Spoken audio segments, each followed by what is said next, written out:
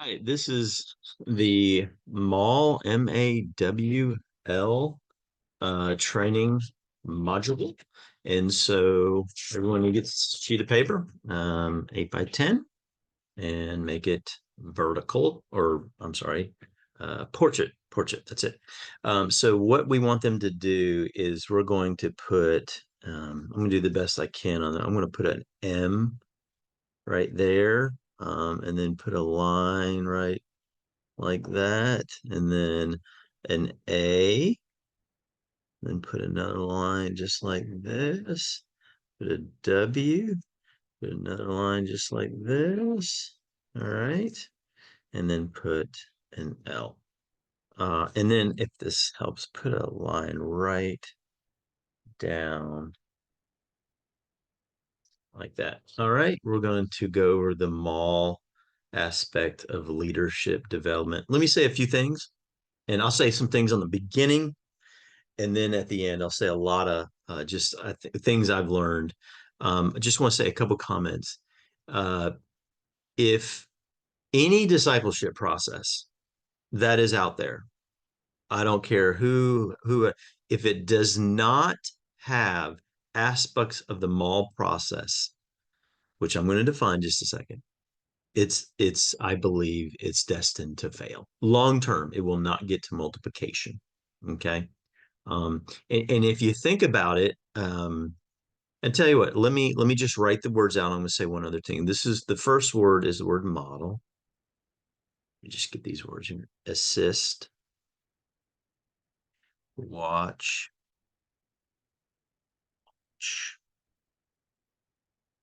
Okay. So these four words, almost every single profession on the planet, from uh, uh, a plumber to a pilot to any sport, involves these four words to get to competency and confidence in that skill. All right. And so, what I'm going to do is just talk a little bit about each of these. And so, the first one is model. And so, let me just define that. That's where I do, you watch. All right. Very, very, very simple. And so this is where they're shadowing you. This is where it is just, hey, lay back, just watch and just absorb. And so we see this by Jesus in several places. We see it in Matthew. We kind of an allusion to it, Matthew 9:35, where we see Jesus. It says he went through all the towns and villages, teaching and proclaiming and healing. So they were watching Jesus do this. They were watching him teach. They were watching him proclaim, and they were watching him heal. They were watching Jesus this whole time. And then there's an example of where Paul does this. There's actually several times where he put this, but in First Corinthians, I believe it's chapter 11, verse 1, it literally says, imitate me. Um, and so we see this very strong model, I guess, pattern in the New Testament. All right. Now, the second phase is assist, and this is where we do it together.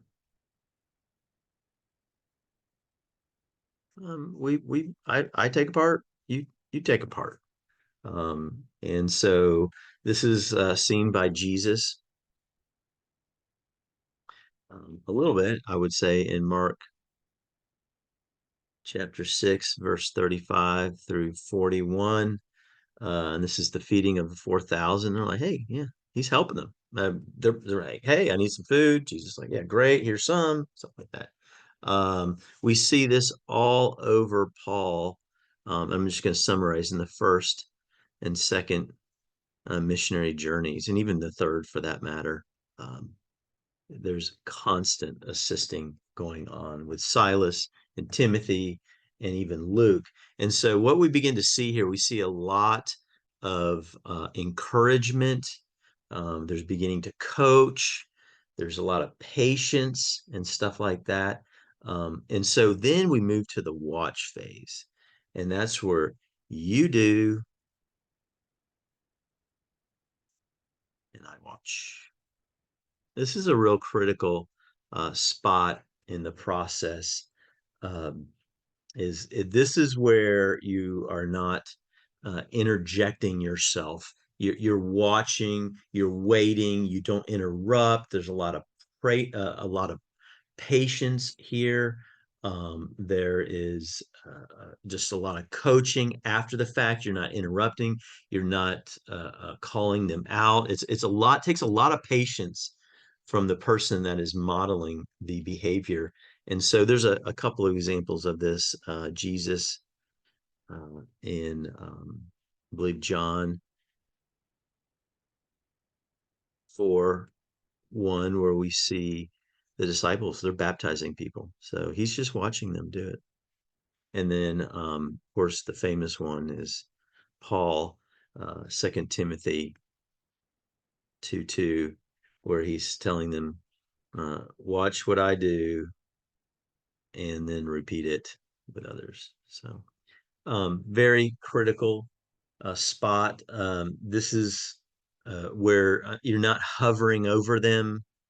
They're really beginning to gain the skill and the activity. Um, right about here, though, this is where I call strategic. You have strategic absences, where you're like, oh man, I'm not gonna be able to make it. I'm out of town. Where you're really beginning to pull away and you're letting them to do it without you, and you're not constantly there hovering over them or whatever the case may be. And then lastly, launch is really simple. I leave and you repeat this with somebody else. Um, with somebody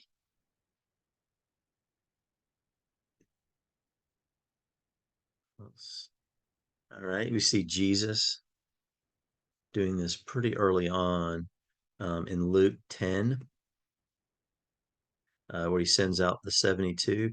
And then in some sense, you see it in Acts where he comes back after the resurrection and he spends 40 days with them. And he said, this is it. I'm done. I'm off. I'm out. And this is really when the movement begins. We see Paul obviously doing this in Acts chapter 19. We see this all over, gosh, in the journeys, but specifically in Acts 19:10, where all of Asia heard the gospel in 2 years when he was at the Hall of Tyrannus. So there's a constant sending out. There has to be a constant launching. This is where this is a cool phrase. We go, you got it, man.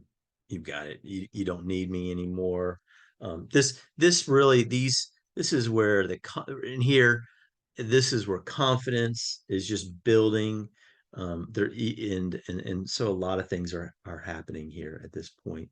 Let me make a few comments and then we'll and there's one last thing. If you could put a bell curve like this, and I want you to put this represents time.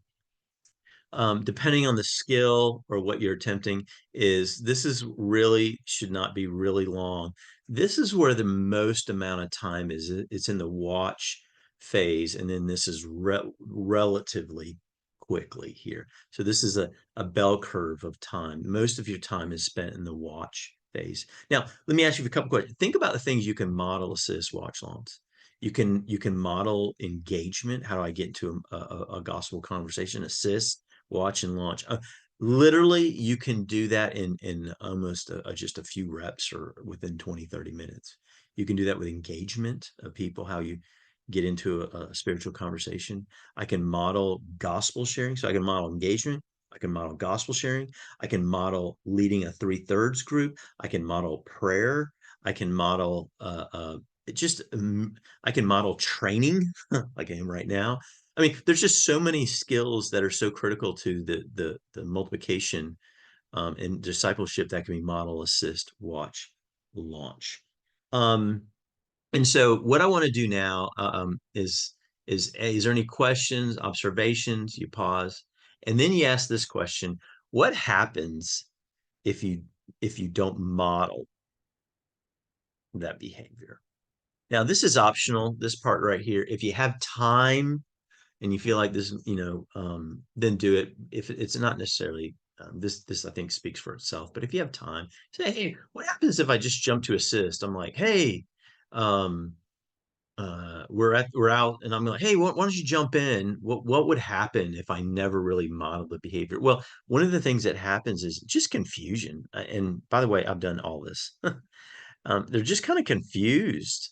There's a they don't understand, not understanding. Um, and by the way, ask people this. Don't say, "Hey, what happens if we model?"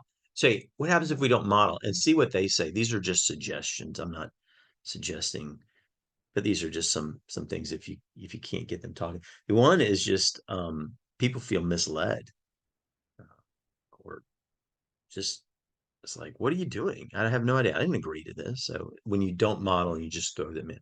Now, what happens if you jump from model to watch with no assist? I've learned you get high anxiety.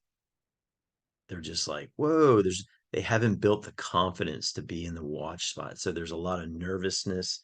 You get a lot of false starts um, when you don't assist and you just jump here. Um, and and then there's just a lot of correction and almost too much correction because you're over here in the watch phase and you didn't do enough of this. So there's a lot. So if I don't do this and I just go from this to watch, there's just a lot of correction. Now, if I don't watch, I do model assist and launch, you get high dropout. Um, they don't own it. Low confidence, and these kind of go together. Bad habits.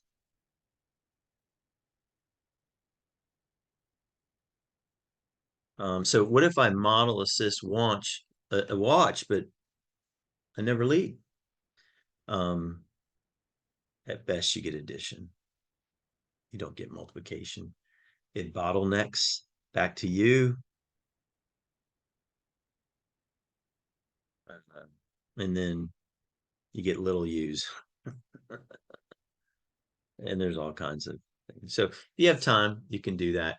Let me make a few last minute comments about Mawl and why it's important. Well, one, you can put this right at the top, Luke 6:4, where it says, "No teacher is above his trainer." When you're fully trained, you look like your teacher. So when you're fully trained, when you do this, just a few comments I want to make.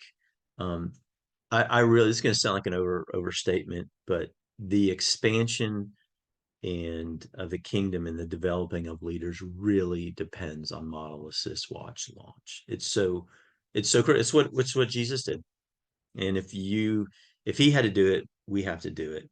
Also, one of the things I found about model assist watch launch is it really attracts leaders. You think it doesn't, but it attracts strong leaders. And what it does is it gives people the opportunity, I think, to fail, so to speak, for lack of word, with limited consequences. And the other thing is one of the things you'll notice down in this phase right in here, it is if you don't do the assist watch or model assist watch, you really rob people, especially down here, of aha moments. They don't begin to learn and have self-discovery. And so what happens from here to here is you go from information to application to owning. Is that what happens is through this phase is you really get buy-in from the person you're modeling. It goes from Ross's tool to Joe's tool or Brian's tool. And so it goes from information to application to owning. And lastly, I think this is probably one of the strongest parts about the Mawl process for me is it creates a strong relationship. It's totally relational. It's not transactional because you have a shared experience as you're going through this. If you're doing this with real people, and so I'm always thinking about how can I model, assist, watch, launch. One last thing, we model, assist, watch, launch the skill, not necessarily the person. So I can literally model, assist, watch, and launch sometimes in a matter of minutes with a gospel tool. I can model it right there. They can do it. I can assist them. I can watch them do it all by themselves. And I'm going, okay, good, you've got it. And so sometimes it can be very, very rapid. It doesn't necessarily have to be over an extended period of time. It just depends on the person and what you're attempting to model. So again, always think in these terms and model it, assist it, step back and watch, and then obviously, hey man, you got it, go. And when this begins to happen, you really truly do get to multiplication. So always with every skill, I think of the field one, field two, field three, field four, all the time. How am I doing these four things in each of those areas? Hope this makes sense. If you have any questions, let me know.